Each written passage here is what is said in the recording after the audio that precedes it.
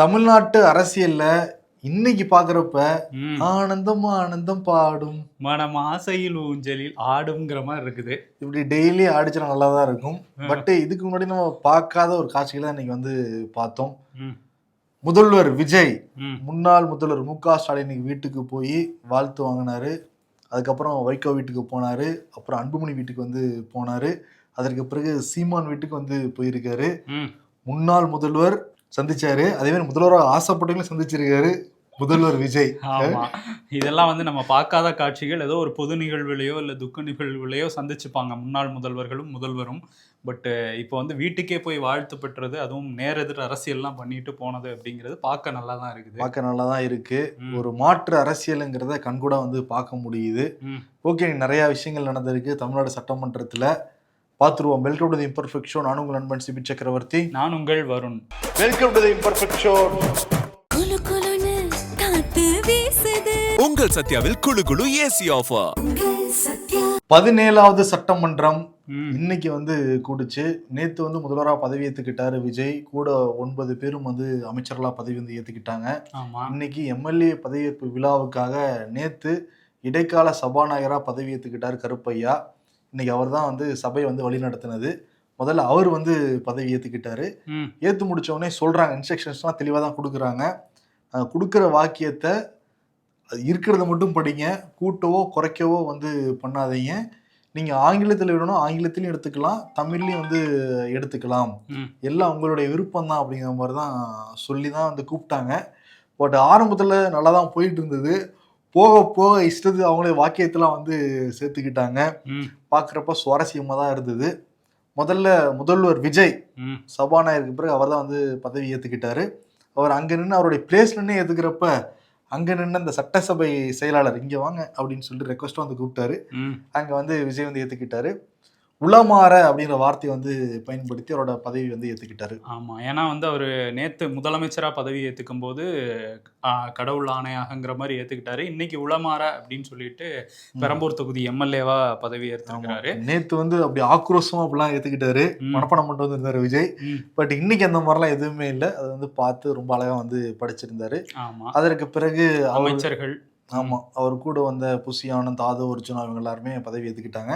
ம். அதற்கு பிறகுதான் உதயநிதி ஸ்டாலின் எதிர்கட்சி தலைவரா அவர் தான் வந்து நாங்கள் தேர்ந்தெடுத்திருக்கோம் திமுக தரப்புல சொல்லியிருந்தாங்க. ஸோ அவருமே வந்து உதயநிதி ஸ்டாலின் வந்து பதவி ஏற்றுக்கிட்டாரு. இதில் என்னன்னா உதயநிதி ஸ்டாலினும் விஜயும் நேரெதிரில் வந்து உட்கார்ந்துருந்தாங்க. நடுவில் இன்னைக்கு வந்து அந்த போடியம் வச்சுருந்தாங்க அந்த பதவியேற்புக்காக. ஸோ ஃபேஸ் அந்த அளவுக்கு தெரிஞ்சிருக்காரு.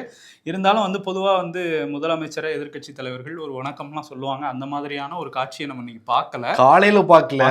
அதுக்கப்புறம் மதியம் அவர் வந்து வீட்டுக்கெல்லாம் போறதுக்கு முன்னாடியே அங்க வந்து 2 பேரும் பரஸ்பரம் வணக்கம்லாம் தெரிவிச்சுக்கிட்டாங்க. ஸோ அங்க வந்து பதவி ஏத்துக்கிட்டாரு உதயநிதி ஸ்டாலின். விஜய் வந்து பதவி ஏத்துக்கிட்டு இருக்கப்ப உதயநிதி வேற எங்க தான் பாத்துக்கிட்டு இருந்தாரு. கேட்கிற மாதிரி தான் இருந்தது. இருக்க வேண்டிய இடம் நினைச்சிருப்பாரு. அதற்கு பிறகு எடப்பாடி பழனிசாமி வந்தாரு. எடப்பாடி பழனிசாமி விஜய் இருக்க பக்கம் பார்த்து வணக்கம்லாம் வைக்கிறாங்க. பட் அந்த பக்கம் இருந்து வணக்கம் எதுவும் வரலன்னு சொல்லிட்டு சோசியல் மீடியால விமர்சனம் வந்து பண்ணிட்டு இருந்தாங்க. அவர் ஏன்னா வந்து முதல்வர் விஜய்க்கு பின்னாடி பர்வேஸ் உட்கார்ந்துருந்தாரு, அந்த அறந்தாங்கி எம்எல்ஏ. அவரை பார்த்து ஏன் வணக்கம் சொல்றாருன்னு கூட மீம்ஸ் எல்லாம் போட்டுட்டு இருக்காங்க. ஸோ அவர் பொதுவாக தான் ஒரு வணக்கம் வச்சாரு எடப்பாடி. பட் விஜய் அந்த டைம்ல அதை ரியாக்ட் பண்ணல. அவர் பார்த்தாரா பார்க்கலன்னு தெரியல. அந்த சைட்ல இருந்து யாருமே ரியாக்ட் பண்ணல. ஆனா என்னன்னா எடப்பாடி பழனிசாமி டக்குன்னு வந்து கீழே குனிஞ்சாரு.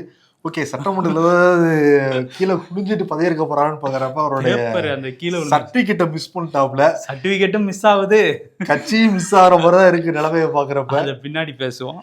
ஆமா, அதுல என்னன்னா நிறைய பேர் இப்ப எடுத்து எப்படி போடுறாங்கன்னா, விஜய் ஆதரவாளர்கள் சூரியவம்சம் படத்தை எடுத்து போட்டுக்கிட்டு இருக்காங்க. சரி, ஓகே. இன்னொரு பக்கம் பிரேமலதா விஜயகாந்த் அவங்க வந்து தேமுதிக இன்னைக்கு வந்து ஒரு எம்எல்ஏ தான். அவங்க வந்து உள்ள வரும்போதே சட்டமன்றத்தை வந்து அப்படியே படிகள்லாம் தொட்டு கும்பிட்டு உள்ள வந்தாங்க. பதவியேற்று முடிச்சதுக்கப்புறம் முதலமைச்சர் விஜய்க்கும் எதிர்கட்சி தலைவர் ஆக போற உதயநிதி ஸ்டாலினுக்கும் வந்து வணக்கம்லாம் சொல்லியிருந்தாங்க. இது நடுவில் என்னன்னா கீர்த்தனா அவங்க தான் வந்து அமைச்சரா நேற்று பதவி ஏற்றுக்கிட்டாங்க. அவங்க வேகமா வந்தாங்க. எல்லாருமே டிவிகேக்காரங்க வரப்ப முதலமைச்சர் விஜய்க்கு வந்து வணக்கம் சொல்லிட்டு தான் வந்தாங்க. இவங்க டைரக்டா எதுவும் வணக்கம் சொல்லாம வந்தப்பே தெரிஞ்சு ஏதோ வில்லங்கம் இருக்கு அப்படின்னு சர்டிபிகேட்டா மறந்து வச்சுட்டு வந்தாங்களா. சர்டிபிகேட் திரும்பி போயிருங்கன்னு சொல்லிட்டாரு அங்க இருந்த சட்டமன்ற செயலாளர். ஆமா, அதுக்கப்புறம் திரும்ப சர்டிபிகேட் வந்தோன்னா அவங்களும் பதவி ஏத்துக்கிட்டாங்க. இந்த மாதிரி கிட்டத்தட்ட அதிமுக திமுகல ஒரு 6-7 பேர் சர்டிபிகேட்டை மறந்துருக்காங்க. சர்டிபிகேட்டே மறந்து வச்சுட்டு வந்துட்டாங்க. பட் பாவம் அவங்களும் என்ன பண்ணுவாங்க, முதல் முறை வர்றதுனால பதட்டத்தில் விட்டுட்டு என்னன்னு தெரியல. திமுக அதிமுகலையும் சிலர் வந்திருந்தாங்க, அவங்கலாம் முதல் முறைன்னு சொல்ல முடியாது. இதுல நிறைய பேர் வித்தியாசமா வந்து ஏத்துக்கிட்டாங்க. நம்ம வந்து சொல்லியிருந்தோம்ல, குறிப்பா சொல்லணும்னா சிதம்பரத்துல ஜெயிச்ச தமிமுன் அன்சாரி அவர் வந்து பதவியேற்று முடிச்ச உடனே தமிழ்நாட்டை தலைகுனிய விட மாட்டேன் அப்படின்னு வந்து ஆக்ரோஷம் போக சொன்னாரு. ஏற்கனவே தமிழ்நாடு சட்டமன்றத்துல பஞ்சாயத்துன்னு வச்சுக்கோங்களேன், முதல் நாள் அவர் தான் வருவாப்புல தமிழ்நாடு அன்சாரி நடுவில் வந்து குரல் கொடுப்பாரு. ஓகே, அதே மாதிரி வந்து சௌமியா அன்புமணி அவங்களும் வந்து ஃபர்ஸ்ட் டைம் எம்எல்ஏ, அவங்க வந்து பதவி ஏற்றுக்கிட்டாங்க. கடவுளறிய வந்து நான் பதவி ஏற்றுக்கிறேங்கிற மாதிரிலாம் சொல்லி அவங்களும் வந்து உறுதிமொழிகிறேன்னு சொல்லிட்டு போனாங்க. ஒருத்தர் பதவி ஏற்றுக்கிட்டு இருக்கிறப்ப அந்த அதிகாரி நடுவில் நிப்பாட்டிட்டாரு. அவர் யாருன்னு பார்க்குறப்ப வேலைச்சேரியில ஜெயிச்ச எம்எல்ஏ குமார், டிவிகே சேர்ந்தவர். அவர் சர்டிஃபிகேட் பக்கத்துல இருந்து ஒரு எடுத்துட்டு வந்துட்டார் போல இருக்கு. அவரோட மறந்து வச்சுட்டு உங்க சர்டிஃபிகேட் எடுத்துட்டு வாங்கன்னு சொல்லிட்டு திருப்பி அனுப்பிவிட்டாங்க. அப்புறம் முதல்வருக்கு பின்னாடி அவரோட இருக்கி இருந்தது, திருப்பி எடுத்துட்டு வந்து பதவி வந்து ஏற்றுக்கிட்டாரு. அதே மாதிரி அதிமுகவோட எம்எல்ஏ மோகன் அவர் வந்து ரொம்ப கண்ணீர்லாம் விட்டுருந்தாரு. முன்னாள் முதலமைச்சர் ஜெயலலிதாவோட படத்தை நோக்கி விழுந்து கும்பிட்டுலாம் வந்து பதவி ஏற்றுக்கிட்டாரு. அதுவும் இந்த காட்சிகளும் பதிவாக இருந்தது. அதே மாதிரி டிவிகே கம்பம் எம்எல்ஏ ஜெகநாத் மிஸ்ரா அவர் பதவியேற்று முடிச்சோடனே வாழ்க தளபதி அப்படின்னு சொல்லிட்டு கோஷம் போட்டு அப்புறம் விஜய் கிட்ட கையெல்லாம் கொடுத்து வாழ்த்துக்கள் வாங்கினாரு. அப்புறம் அங்க இருக்கிற எல்லா அமைச்சர்கிட்ட கை கொடுத்துட்டு போனாரு ஜெகநாத் மிஸ்ரா. ஓகே, நானும் அந்த வரிசையில் உட்காரணும்னு ஆசைப்படுறேன்னு சொல்ல வராரா. அதுக்கப்புறம் வந்து சில பேர் திமுகவில் பதவி ஏற்றுக்கிட்டவங்க வந்து ஸ்டாலின் வாழ்கன்லாம் சொன்னாங்க. அதே மாதிரி சனாதன காவலர் உதயநிதினெலாம் சொன்னாங்க. இதெல்லாமும் நம்ம பார்த்தோம். இதில் வந்து முக்கியமாக நோட்டீஸ் பண்ண வேண்டியது என்னென்னா, அமைச்சர்களில் சேகர் பாபு, அப்புறம் வந்து KN நேரு இவங்கெல்லாம் வந்து விஜய்க்கு வணக்கம் வைக்கல. அதே நேரத்தில் தங்கம் தென்னரசு, ஐ பெரியசாமி இவங்கெல்லாம் வந்து முதலமைச்சர் விஜயை நோக்கி வணக்கம் வச்சதையும் பார்க்க முடிஞ்சது. கோவி செழியன், MRK பன்னீர்செல்வம், ரகுபதி இவங்கெல்லாம் வந்து வணக்கம் சொன்னாங்க. செந்தில் பாலாஜி வணக்கம் சொல்லவே இல்லை, பேப்பர் மட்டும் அப்படியே பார்த்துட்டு போய் வச்சுட்டு அப்படியே ரிவர்ஸ்லி பேப்பரோட எடுத்துட்டு விட்டார். அவர் அந்த சைடு யாருமே இல்லாத மாதிரி ஒரு கிரியேட் பண்ணார் பிம்பத்தை. ஆமா, அதனால வந்து அவர் ஒன்லி எதிர்கட்சி சைடு தான் இருக்காங்கிற மாதிரி போனாங்க. இதுல வேலுமணி வந்து வந்திருந்தாரு. வேலுமணி வந்து வேற ஒரு தரப்புல இருக்காங்கிற மாதிரி இப்ப பேச்சு போயிட்டு இருக்குல்ல. ஆனா அவர் வந்து எடப்பாடி இருக்க திசையை நோக்கி, ஏன்னா 2வது ரோல தான் இந்த வாட்டி எடப்பாடி உட்கார்ந்திருந்தாரு, எடப்பாடி இருக்க திசையை நோக்கி அவர் வணக்கம் சொன்னாரு. அப்புறம் எதிர்கட்சி தலைவர் உதயநிதி ஸ்டாலின், முதலமைச்சர் விஜய் 3 பேருக்குமே வணக்கம் சொல்லிட்டு போனாரு. இன்னைக்கு சொல்லிக்கிறேன்னு நினைக்கிறாரா எடப்பாடியை பார்த்து என்னன்னு தெரியல. இதெல்லாம் நல்ல ஒரு கெஸ்டர் தானே. ஆமா, அதே மாதிரி சேலம் தெற்கு தொகுதி எம்எல்ஏ பார்த்திபன் வந்து விஜய்க்கு வந்து பதவி ஏற்றுட்டு முதலமைச்சர் விஜயை நோக்கி ஒரு ராணுவ சல்யூட்லாம் அடிச்சுட்டு போனாரு. ஆமா, விஜயை பார்த்து சிரிச்சாரு. நிறைய பேர் சட்டமன்றத்துல கொஞ்சம் சிரிப்பலை இருந்தது அவருனால. ஆமா, ஓகே, இந்த மாதிரி இன்னைக்கு வந்து பதவியேற்பு விழாங்கிறது நடந்து முடிஞ்சிருக்கு. அதே சமயத்துல CV சண்முகம் இவங்கெல்லாம் அவைக்குள்ள வந்துட்டு பதவி ஏற்காம கிளம்பி போயிட்டாங்க. CV சண்முகம் பேரை கூப்பிட்டப்ப CV சண்முகம் வரல, அப்புறம் திருப்பி வந்தாரு. உங்க பேர்லாம் படிச்சு முடிச்சாங்கன்னு அவர் கிளம்பி போயிட்டாரு. ஆமா, அவர் அப்புறம் தனியா சபாநாயகர் அறையில போயிட்டு தற்காலிக சபாநாயகர் அறையில போய் இப்ப MLA-வா பதவி ஏற்றிருக்காரு. ஸோ இதெல்லாம் வந்து நம்ம நடந்துச்சு. இன்னைக்கு வந்து பாக்குறப்ப நாளைக்கு சபாநாயகராக JCT பிரபாகர் தேர்வு செய்ய போறாங்க. அதற்கான ஒரு விண்ணப்பத்தை இன்னைக்கு கொடுத்துருந்தாங்க விஜயும் JCT பிரபாகரும் சேர்ந்து. பட் அவர் போட்டியின்றி தேர்வுங்கிற மாதிரி தான் இருக்கு இப்போ வரைக்கும். காரணம், எதிர்கட்சிகள் சார்பா யாருமே வேட்பாளர் நிப்பாட்டல சபாநாயகருக்கு. அப்ப போட்டியின்றி தேர்வு செய்யப்படுவாருங்கிற மாதிரி தான் தெரியுது. இன்கேஸ் நாளைக்கு எலெக்ஷன் நடந்தது அப்படிங்கிற பட்சத்துல குரல் வாக்களிப்பு மூலமா தான் வந்து தேர்வு செய்யப்படுவாங்க. பட் இந்த சைடு தான் மெஜாரிட்டி இருக்கிறதுனால JCT பிரபாகரே சபாநாயகர் வாய்ப்பு எல்லாமே இருக்கு. JCT பிரபாகரும் வர்றப்ப விஜய்க்கு வந்து எந்திரிச்சு நில்லுப்பா அப்படின்னு சொல்லிட்டு வந்து கை கொடுத்துட்டு வந்தாரு. அதே மாதிரி கொளத்தூர்ல ஜெயிச்ச VS பாபு இன்னும் இது எத்தனை வருஷம் ஓட்ட வராது தெரியல, கொஞ்சம் ஒரு மாதிரி இப்பவே போர் அடிக்குது சார். அதேதான். அதே மாதிரி அவர் வந்து முதல்வர் விஜய் எழுப்பி விட்டு கட்டியெல்லாம் பிடிச்சி தழுவிட்டு வந்து பதவி வந்து ஏத்துக்கிட்டாங்க. அதே மாதிரி செங்கோட்டையன் அந்த தரப்புல இருக்குதுல, இதுக்கு முன்னாடி பதவி ஏற்றதுல அவரும் ஒருவர், JCT பிரபாகர் ஒரு சிலர் மாதிரி அவருக்கும் வந்து எந்திரிச்சு நின்று முதல்வர் விஜய் வந்து வணக்கம் சொன்னாரு. அதுக்கப்புறம் நம்ம ரொம்ப நாள் முன்னாடியே சொல்லியிருந்தோம், இந்த சட்டமன்றம் ரொம்ப வித்தியாசமா இருக்க போது, ஒரே திசையில இதுவரையும் உட்கார்ந்ததே இல்லை, ஒரே பக்கம் ADMK-வும் DMK-வும். பட் அவங்க 2 பேரும் ஒரே பக்கம் உட்கார்ந்துருக்காங்க. எதிர் திசையில தாவேகாவினர் ஆளுங்கட்சியா உட்கார்ந்துருக்காங்க. 59 வருடம் கழித்து ஒரே பக்கத்துல உட்கார போறாங்க திமுகவும் அதிமுகவும். இதுல என்னன்னா, அது நம்ம சொல்ல முடியுமா, இதுல பாதி பேர் இந்த பக்கம் வந்துருவாங்க போலயே. பட் இருந்தா கூட அதிமுக எம்எல்ஏக்கள் தானே அவங்க. ஆமா. அதுல கூட நீ பாரேன், செங்கோட்டையன் அதிமுக இருந்தவர் டிவிகேல பதவி ஏத்துக்கிட்டாரு. ஓபிஎஸ் அதிமுக இருந்தவர் உதயசூரியன் சார்பா வந்து பதவி ஏத்துக்கிட்டாரு. ஆமா. அதே மாதிரி எடப்பாடி பழனிசாமி அதிமுகலே தான் இன்னும் இருக்காரு. அவர் பையிலையும் அதே மாதிரி செங்கோட்டையன் பாக்கெட்லயும் வந்து இன்னுமே முன்னாள் முதலமைச்சர் ஜெயலலிதாவோட படம் இருக்கு. ஓபிஎஸ் மட்டும் முன்னாள் முதல்வர் ஸ்டாலினோட படத்தை வந்து வச்சிருக்கிறாரு. ஸோ அதான் செங்கோட்டையன் வந்து இன்னமும் வந்து இந்த ஜெயலலிதா படம் வச்சிருக்கிறாரு. ஏன்னா வந்து அவரே சொல்லியிருந்தாரு, விஜய் வந்து என்னை கூப்பிட்டு அவரே என் படத்தை என் பாக்கெட்டில் வச்சுருக்கீங்க, அம்மா படம் தானே வச்சுருந்தீங்கன்னு கேட்டார். இல்லை நான் தான் கட்சி மாறிட்டேன்னு சொன்னப்போ, உங்களுக்கு பிடிச்ச தலைவரை நீங்கள் வச்சுக்கலாம், அந்த உரிமை உங்களுக்கு இருக்குன்னுலாம் சொன்னதுனால இப்போ வச்சிருக்காராமா. ஜனநாயகம் படம் நடிச்சுட்டு ஜனநாயகம் இல்லைன்னா கூட எப்படி அதான் அப்படி காட்டியிருக்காரு அவரு. ஓகே, இன்னைக்கு எம்எல்ஏக்கள் பதவியேற்பு விழா நல்லபடியாக வந்து முடிஞ்சிருக்கு. நாளைக்கு சபாநாயகர் தேர்வு, கிட்டத்தட்ட தேர்வு நம்பர் தான் தெரியுது, ஜேசிடி பிரபாகர். பெரும்பான்மை வந்து நிரூபிக்கணும். பட் இப்பவே கவர்னர்கிட்ட கொடுத்தப்பே 120 எம்எல்ஏக்கள் இங்கே ஆதரவுன்னு சொல்லிட்டு கொடுத்துருக்காங்க. மேபி இந்த பக்கத்திலிருந்து வரலாங்கிறாங்க. எதுனா அதிமுக பக்கத்திலிருந்து கேட்காமலே ஆதரவு கொடுத்தாலும் ஆச்சரியப்படுத்துகிறான்னு தான் நிலைமை அங்கே போய்கிட்டு இருக்கு. காரணம் வந்து ஞாயிற்றுக்கிழமையிலிருந்து எடப்பாடிக்கு எதிராக சிவி சண்முகம், அப்புறம் வேலுமணி, விஜயபாஸ்கர்லாம் ஒன்று கூடி பேசிக்கிட்டே இருக்காங்க. இன்னைக்கு பாக்குறப்ப அதிமுக சட்டமன்ற கட்சி தலைவராக தேர்ந்தெடுக்கப்படணும்னு சொல்லிட்டு ஒரு 17 பேர் தான் லெட்டர் கொடுத்துருக்காங்க. மீதி 30 பேர் என்ன ஆனாங்க? 30 பேர் அந்த சைடு தான் இருக்காங்க. சிவி சண்முகம் வந்து பேசுறப்ப பொறுத்திருந்து நீங்க பாருங்க, எப்ப இதெல்லாம் முற்றுப்புள்ளி வரும்லாம் நிருபர்கள் கேட்டப்ப நீங்க பொறுத்திருந்து பாருங்கிற மாதிரி சூசமான பதில சொல்லிட்டு தான் வந்து போயிருக்காரு. ஆமா, அவர் தலைமையில அந்த 30 எம்எல்ஏக்களும் ஆலோசனையில இருக்கதா வேற சொல்றாங்க.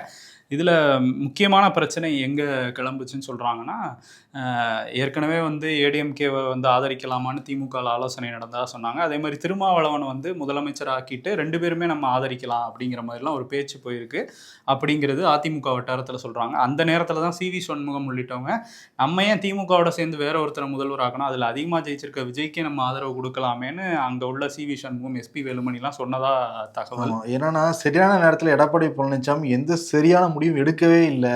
அதனாலதான் கட்சி 3ஆம் இடத்துக்கு வந்துருக்கு. நம்ம எதிர்கட்சியோட உட்கார முடியலங்கிறத சொல்றாங்க. காரணம் என்னன்னா, எலெக்ஷனுக்கு முன்னாடி நம்ம விஜய் வந்து ஆதரிச்சிருக்கலாம், அந்த டைமையும் மிஸ் பண்ணிட்டோம்.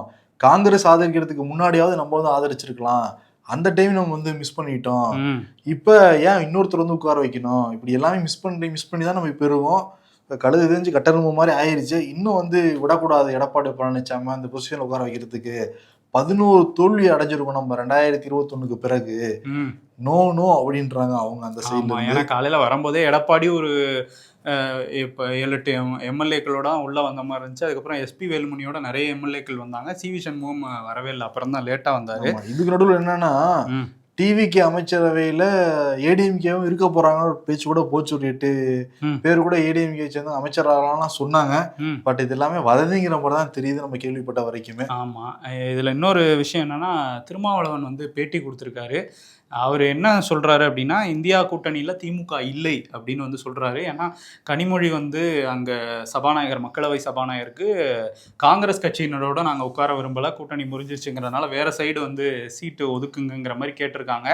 இதை வச்சு பார்க்கும்போது காங்கிரஸ் தான் இந்தியா கூட்டணிக்கு தலைமை மாதிரி இருக்குது. அப்படிங்கும்போது அவங்க வெளியே வந்துட்டாங்க அப்படிங்கிறது தெரியுது. இப்போ திமுக வந்து இந்தியா கூட்டணியில் இல்லை, நாங்கள் வந்து இந்தியா கூட்டணியில் தொடரலாமா இல்லை திமுக கூட்டணியில் தொடரலாமாங்கிறதெல்லாம் பேசுவோம் இனிமே அப்படிங்கிற மாதிரி சொல்லியிருக்காரு. அதே மாதிரி அமைச்சரவையில் பங்கு விஜய் வந்து எங்ககிட்ட கேட்டுக்கிட்டாரு, இந்த மாதிரி அமைச்சரவையில் பங்கு கொடுங்க, பங்கு ஏற்றுக்குங்க, நீங்கள் விசிகாலேருந்து அமைச்சரவையிலையும் ஆட்கள் இருக்கணுங்கிற மாதிரி அவர் விருப்பப்பட்டார். நாங்கள் வெளியிலேருந்து ஆதரவு கொடுக்குறோம், நீங்கள் முதல்ல பதவி ஏற்றுக்குங்க, அதுக்கப்புறம் நாங்கள் அதை பற்றி பேசி முடிவு எடுக்கிறோங்கிற மாதிரி சொல்லியிருக்கேன்றாரு. ஸோ இன்னமும் அவருக்கு வந்து அந்த வாய்ப்பு இருக்க மாதிரி தெரியுது. அமைச்சரவையில் பங்கு அப்படிங்கிறது விசிகாக்கு இருக்க மாதிரி தான் தெரியுது. ஓகே, இன்னொரு பக்கம் என்னன்னா, நேற்று வந்து சிபிஐ அது எப்படி வந்தே மாதத்தை முதல்ல பாடலாம் விளக்கம் சொல்லணும்னு வந்து கேட்டிருந்தாங்க. அதற்கு பிறகு திருமாவளவனும் வந்து கேள்வி எழுப்பியிருந்தாரு. நிச்சயம் வந்து இதுக்கு விளக்கம் கொடுத்தே வந்து ஆகணும், மதச்சார்பற்ற ஒரு கூட்டணியில் இருந்து தான் நாங்கள் வந்து ஆதரவு கொடுத்துருவோம், நீங்கள் அந்த மாதிரி பயணிக்க போகிறீங்கனால தான் சிபிஐ சிபிஎம் நாங்கள் இந்திய யூனியன் முஸ்லீம்லாம் ஆதரவு நாங்கள் கொடுத்தோம், அதை எப்படி நீங்கள் முதல்ல வந்து பாட வைக்கலாம், இதே நடைமுறை அரசியல் நிகழ்ச்சியெல்லாம் தொடருமா, அதெல்லாம் விளக்கம் சொல்லணும்னு கேட்டிருந்தாரு. அதெல்லாம் தாண்டி 10 லட்சம் கோடி கடன் இருக்குங்கிற மாதிரி விஜய் வந்து பேசியிருந்தாரு. இப்படி பொதுவாக பேசி எதையுமே அரசியலாக்கக்கூடாது, ஜிஎஸ்டிபிக்குள்ளார தான் இந்த கடன் எல்லாமே இருக்கு, ம், அதெல்லாம் நீங்க புரிஞ்சுக்கிட்டு தான் வந்து பேசணுங்கிற மாதிரி ஒரு பாடமும் எடுத்துட்டு இருந்தாரு விஜய்க்கு. ம். அதுக்கான விளக்கத்தை வந்து ஆதவ அர்ஜுனா திரும்ப கேட்ட சில மணி நேரத்திலேயே சொல்லிட்டாரு. ஆமா. ஏன்னா பல கட்சிகள்ல இருந்தும் இந்த வந்தே பாரத் முதல்ல ஒழிச்சது அப்படிங்கிறது எதிர்ப்பு வந்திருந்தது.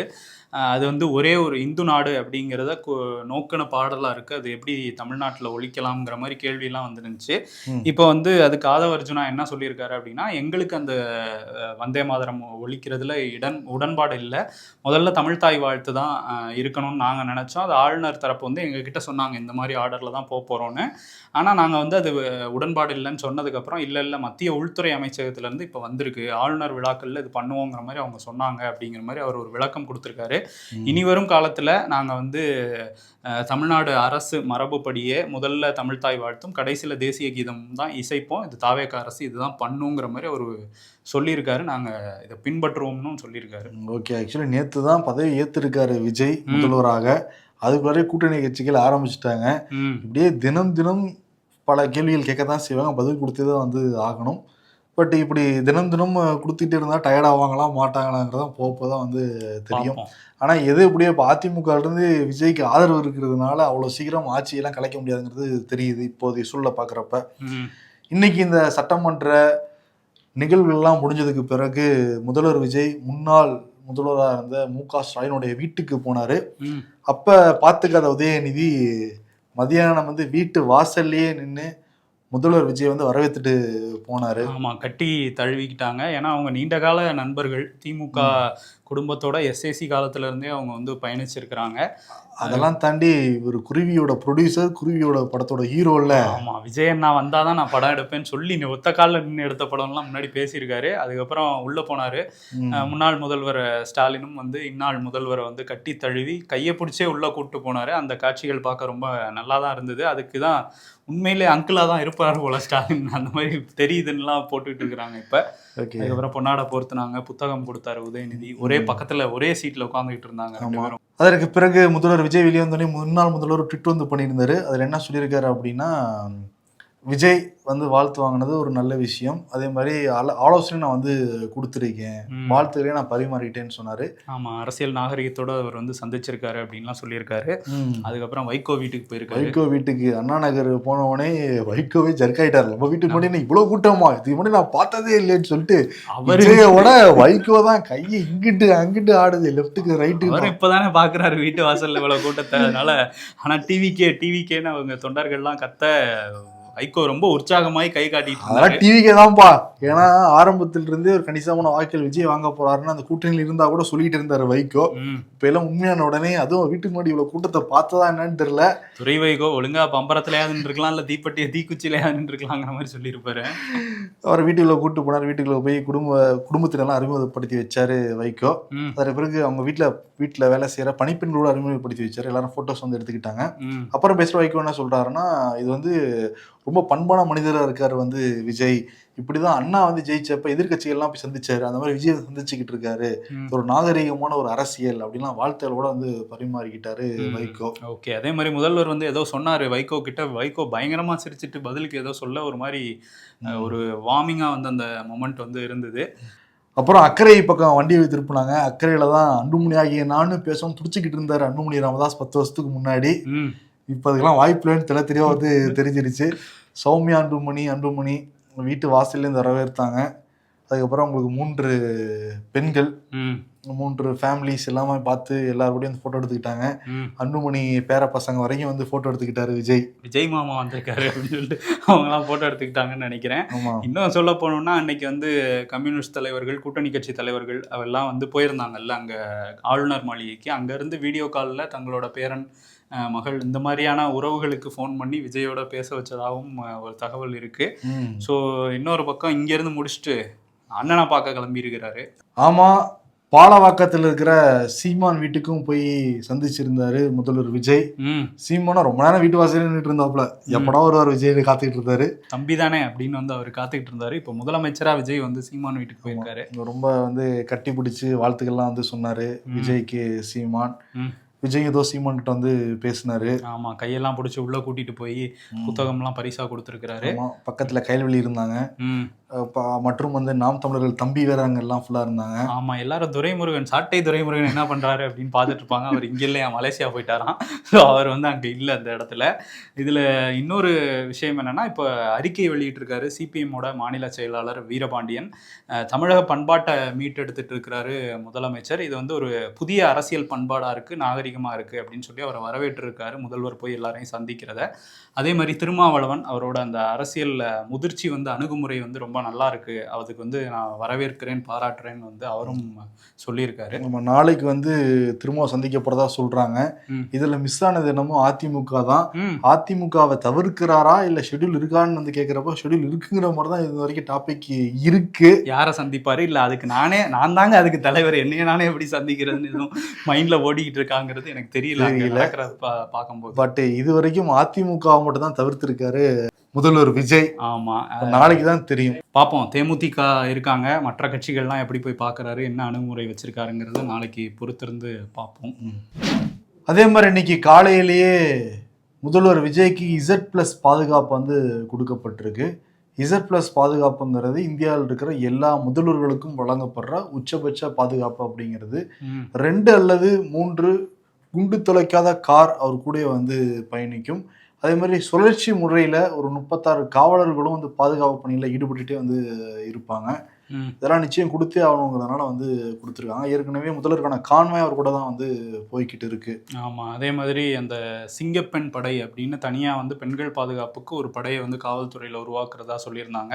அதில் நேரடியாக முதலமைச்சரே வந்து கட்டுப்பாட்டில் இருக்கும் அப்படிங்கிறதையும் அந்த அரசாணையில் சொல்லியிருக்காங்க. எங்கெல்லாம் ரொம்ப பாதுகாப்பு கம்மியாக இருக்கும் அங்கே ரோந்து பணிகளில் ஈடுபடணும், இந்த மாதிரி நிறைய இன்ஸ்ட்ரக்ஷன்ஸும் அந்த அரசாணையில் இருக்குது. நிச்சயமா இதில் என்னன்னா, நம்ம இம்பர்ஃபெக்ட் ஷோ டீம் வந்து 40 நாட்கள் தொடர்ந்து தமிழ்நாடு முழுக்க வந்து மக்கள்கிட்ட கருத்து வந்து கேட்டோம்.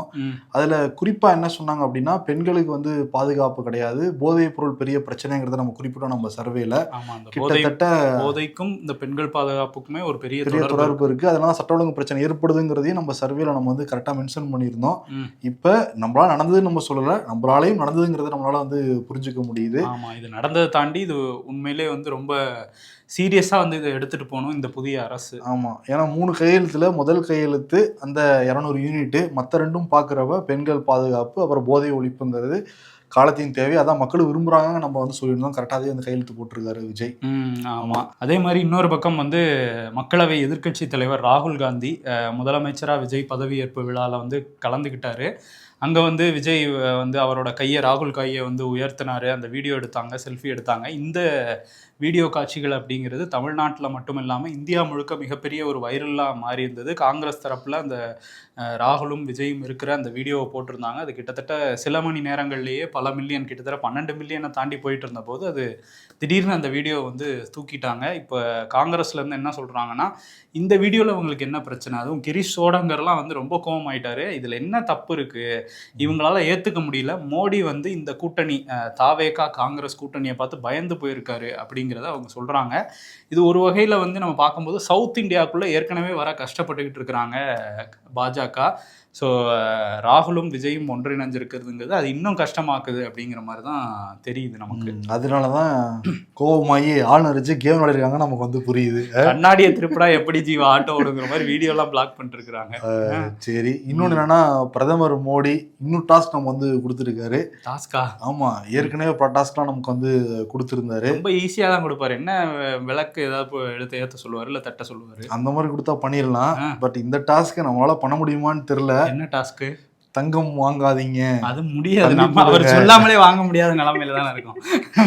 2வது வந்து ஒரு ரூம் பண்ணிக்கிட்டு இருக்காரு. ஜி இதுக்கு ஆர்வமா இருக்கும், அது முடியாம இருக்கே ஜி. ஜூம்ல பண்ணலாமா? ஆமா, சரி, வேற என்ன சொல்றாரு இன்னும்? அப்புறம் என்ன அப்படின்னா வந்து கொஞ்சம் வெளிநாடு பயணங்கள்லாம் தவிருங்க அப்படிங்கிறத குறிப்பிடுறாரு. நாங்க தவிர்த்துருவோம், உங்களால முடியுமா? அவர் இப்பவே 7 நாள் பயணம் போறாப்புல, 15ஆம் தேதி வந்து கிளம்பி. நல்லா நீங்க மட்டும் போவீங்க, மக்கள்லாம் போக கூடாதா? அவருக்கு என்னப்பா கவலை, அதே மாதிரி இந்த சிலிண்டரை கொஞ்சம் கம்மியாக வந்து பயன்படுத்துங்க, இந்த மாதிரி ஒரு 7 இன்ஸ்ட்ரக்ஷன்ஸ் வந்து கொடுத்துருக்காரு. இவி பைக் வந்து அதிகமாக பயன்படுத்துங்க, பொது போக்குவரத்தை பயன்படுத்துங்க, பெட்ரோல் டீசலை கம்மியாக்குங்க, எண்ணெயை வந்து சமையல் எண்ணெயை கம்மி பண்ணுங்க. இதெல்லாம் சொல்லும் போது தான் கொஞ்சம் ஸ்ட்ரெயிட் ஆஃப் ஹார்மூஸில் ஏதோ நடக்குதுங்கிறது தெரியுது. ஆமாம், இது வந்து பங்குச்சந்தையில் பிரதிபலிக்கவும் ஆரம்பிச்சிருக்கு. இதை பற்றி ஐபிஎஸ் ஃபினான்ஸில் நாகப்பன் சார் டீட்டெயிலாகவே வந்து பேசியிருக்காரு. எந்த மாதிரி தாக்கத்தை நமக்கு வந்து ஏற்படுத்தும், பங்குச்சந்தை வந்து ஏற்படுத்தும், இந்த நிலைமையெல்லாம் எப்போ சரியாகுங்கிற வரைக்கும் டீட்டெயிலாக வந்து பேசியிருந்தார். அது லிங்க் வந்து முதல் கமெண்ட்டில் கொடுக்குறோம், நிச்சயம் பாருங்க. நிறைய இன்சைட்ஸ் வந்து கிடைக்கும் அந்த வீடியோல. ஓகே, பட் மோடி நமக்கு டாஸ்க் கொடுத்துருக்காரு, நான் செய்ய ரெடியா தான் இருக்கேன். செஞ்சுக்கிட்டு இருக்கோம். டெய்லி ஆபீஸ் வரும், வெளிநாட்டுக்கு எங்க ஒர்க் ஃப்ரம் ஹோம் பண்ண சொல்லி டெய்லி ஆஃபீஸ் வரங்கிற மீறி அவர் சொல்றத. ஓ அப்படி சொல்றீங்களா? ஆமா, அவர் சொன்னதை மீறின மாதிரி ஆயிடுமோ. அப்ப இல்ல, நம்ம எங்க வெளிநாட்டுக்கு போனோம் தங்கம் வாங்கணும்னு சொல்ல வந்தேன். சரி, இப்போ அடுத்து வந்து வந்தோம்னா இவர் என்ன சொல்றாரு, ராகுல் காந்தி வந்து இது நேஷன் ஃபர்ஸ்ட் அப்படின்லாம் சொல்லி பாஜக காரங்க பிரதமர் மோடி சொன்னதை பயங்கரமா சொல்லிக்கிட்டு இருக்கிறாங்க. ஆனா ராகுல் என்ன சொல்றாரு அப்படின்னா, இது 12 ஆண்டு கால மோடி ஆட்சியோட மிகப்பெரிய தோல்வி. ஏன்னா வந்து மக்கள் எங்கே போகணும், எதை வாங்கணும், எதை வாங்கக்கூடாது, எங்கே போகக்கூடாதுன்னெலாம் சொல்கிற அளவுக்கு, கட்டளையிடுற அளவுக்கு பொதுமக்கள் கிட்ட இந்த மாதிரி அவங்களே சொல்கிற அளவுக்கு இந்த அரசு வந்து போயிருக்கு அப்படின்னு சொல்லியிருக்காரு. இது எல்லாத்துக்கும் வந்து அவங்க தான் காரணம். ஆனால் வந்து அதை பொறுப்பை ஏற்றுக்காமல் மக்கள் மேலே பழி சொல்கிறாங்க. இது காம்ப்ரமைஸ் பண்ணிக்கிறாரு எல்லாத்துலேயும் பிரதமர். சரியான ஆட்சி கிடையாது இது அப்படிங்கிற மாதிரி விமர்சனம் பண்ணியிருக்காரு. உள்நாட்டு உற்பத்தி பொருளே வாங்கணும்லாம் சொல்கிறாங்க, பட் அவங்க வாங்குறாங்க கேள்வி. பட்டேல் சிலையே சைனாலிருந்து வந்தது, அவர் ஓட்டிட்டு இருக்கிற விமானமும் வெளிநாட்டுல இருந்து வந்தது. இந்தியன் பிளாகே மேட் இன் சைனா. சொல்லல செயல் அப்படிங்கிற மாதிரி அவங்க செயல்முறைப்படுத்தினாங்க அப்படின்னா நமக்கு உற்சாகம் வரும், அப்பா மோடியே ஃபாலோ பண்றாருப்பா அப்படின்னு சொல்லிட்டு. பட் சொல்லுக்கும் செயலுக்கும் வித்தியாசம் இருக்கிறனாலதான் வந்து என்னப்பா நாங்க மட்டும் தான் ஃபாலோ பண்ணணுங்கிற மாதிரி இருக்கு. ஓகே, சரி, இங்க காங்கிரஸ் வருவோம். அவசர அவசரமா வந்து பதவியேற்பு இங்கெல்லாம் வந்து ராகுல் வந்தார்.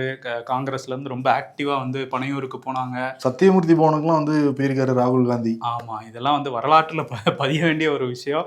அங்கே சத்தியமூர்த்தி பவனில் ரொம்ப உற்சாகமாக டான்ஸ்லாம் ஆடிட்டு இருந்தாங்க. தமிழ்நாடு காங்கிரஸ் இப்படி இருக்க, கேரளா காங்கிரஸ் அங்கே ஜெயிச்சும் வந்து ரொம்ப சோகமாக இருக்கிறாங்க. என்ன விஷயம் அப்படின்னா 3 பேர் காரணம். இதில் வந்து ரமேஷ் சென்னிதலா, விடி சதீசன், அதே மாதிரி கேசி வேணுகோபால், இவங்க 3 பேரும் அந்த முதல்வர் நாற்காலிக்காக மோதிக்கிட்டு இருக்காங்கிறது வெளிப்படையாகவே இப்போ வந்து கேரளாவில் வந்து எல்லா பக்கமும் அதை தான் பேசிக்கிட்டு இருக்கிறாங்க. அங்கே வந்து இன்னும் பதவியேற்பு நடக்கலை. காரணம் இவங்க 3 பேரோட சண்டை. இதில் என்ன சொல்லியிருக்காங்கன்னா, கார்கே வந்து ஒரு ஐடியா சொல்லியிருக்கதா டெல்லி வட்டாரத்தில் சொல்கிறாங்க. என்னென்னா, அங்கே ரமேஷ் சென்னிதலா வந்து ரொம்ப சீனியர், அதனால் அவர் முதல் 2.5 வருஷம் அவர் இருக்கட்டும். அதுக்கப்புறம் விடி சதீசன் அங்கே மாநில அளவில் தலைவராக இருக்கும்போது அவர் வந்து அடுத்த 2.5 வருஷம் இருக்கட்டும். கேசி வேணுகோபால் இதுக்குள்ளே போனார் அப்படின்னா இது இன்னும் பெரிய பிரச்சனை ஆகும் அப்படின்னு சொல்லியிருக்காராம். பட் ராகுல் என்ன சொல்கிறாருன்னா, நிறையா எம்எல்ஏக்கள் ஆதரவு கேசி வேணுகோபாலுக்கு தான் இருக்குது, அவரையும் நம்ம கன்சிடர் பண்ணிக்கணும்னு சொல்லி அவங்களே இப்போ 2 கோஷ்டி, அங்கே 3 கோஷ்டினா தேசிய அளவில் 2 கோஷ்டியாக வந்து இதை பிரிஞ்சு பேசிகிட்டு இருக்கிறாங்களாம். ஸோ எப்போ ஒரு முடிவுக்கு வருவாங்க அப்படிங்கிறது தெரியல. பேசாம ஆளுக்கு 1 வருஷம் கொடுத்தா என்ன, 3 தானே வரும், அடுத்த 2 வருஷம் இன்னும் வேற கொடுக்க வேண்டியதா, இடதுசாரிகள் கொடுத்துடலாமா? போற பக்கம் போச்சுன்னா மக்களே அப்படிதான் முடிவு பண்ணுவாங்க நினைக்கிறேன். அடுத்த 5 வருஷம் வந்து கழிச்சு. பக்கத்துல கர்நாடகால அதான் பிரச்சனை, சிவகுமாரா சித்தாராமையான்ட்டு. இங்கே இதேதான் பிரச்சனை, ஜெயிச்சாலும் பிரச்சனை, தோத்தாலும் கட்சியில பிரச்சனை தான். காங்கிரஸ்னாலே பிரச்சனையா இருக்கு.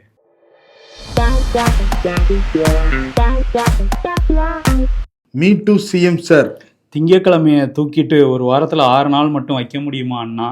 தாவேக்கு ஆட்சியில் நடக்கிற தவிர தட்டி கேட்கும் போது பதிலுக்கு நீ திமுக ஆட்சியில் மட்டும் ஒழுங்கான்னு தூக்கிட்டு வரியோ, அன்னைக்கே உங்க அண்ணனோட மாற்று அரசியல் முடிஞ்சு போச்சுன்னு அர்த்தம் அப்படிங்கிறாங்க.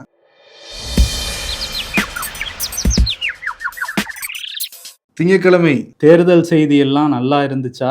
வா வேலைக்கு போகணும், இமெயிலாவது ஆஃபீஸ் போய் ஒழுங்கா தேர்தல் செய்தியை பார்க்காமல் வேலை செய்யுங்கிறாங்க.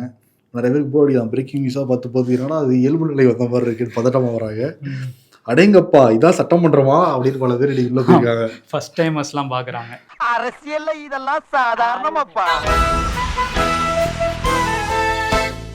இன்னைக்கு விருது வந்து முதல்வர் விஜய், முன்னாள் முதல்வர் மு.க. ஸ்டாலின், முதல்வராக ஆசைப்பட்ட சீமான், அன்புமணிக்கு வந்து கொடுத்துடலாம். வைக்கம் கூட சேர்த்துக்கலாம், எவ்வளவு தம்பு இடம் இருக்கு எல்லாத்தையும் சேர்த்துற வேண்டியதான். ஆமா, இது எல்லாருக்கும் வருது. போட்டோல யார் யாரும் வைக்க முடியுமோ. ஆமா, பட் என்னன்னா ஒரு நாகரிகமான அரசியல் தான் எல்லாருமே எதிர்பார்த்துக்கிட்டு இருக்கிறது. உங்களுக்கு கருத்து வேறுபாடு இருக்கலாம், இல்லை கொள்கை வேறுபாடு இருக்கலாம், பட் அல்டிமேட்லி எல்லாருமே மக்களுக்கு நல்லது பண்ணணும்னு தான் நீங்கள் வரீங்க.